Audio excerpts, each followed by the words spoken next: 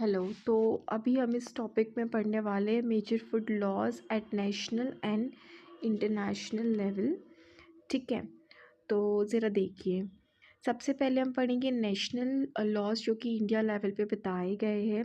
सबसे पहला लॉ आया था फूड एंड सेफ्टी एक्ट 2006, जिसमें रेगुलेटिंग बॉडी थी फसाई, FSSAI, और इनका जो मेन ऑब्जेक्टिव था ये था to ensure food safety and harmonise all the food related acts in India.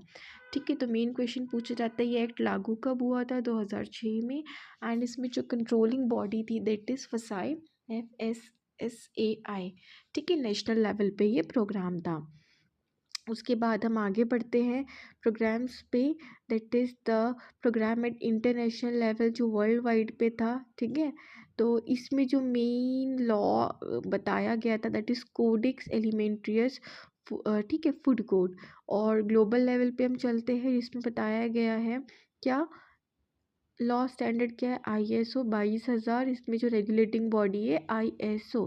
तो फसाई, CAC एंड ISO, आपको इन तीनों को अच्छे से याद करना है।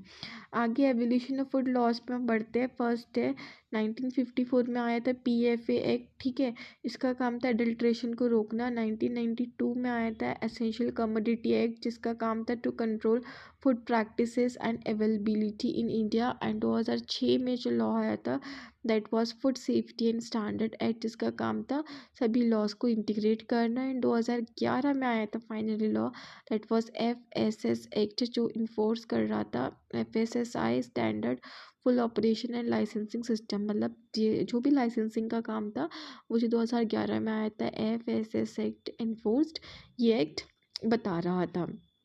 तो दोस्तों ये 4 एक्ट हमें अच्छे से याद करना है। 1954 में PFA, 1992 में एसेंशियल कमोडिटी एक्ट, 2006 में food safety and standard act, and 2011 में आया था हमारा FSS एक्ट एनफोर्स्ड हुआ था।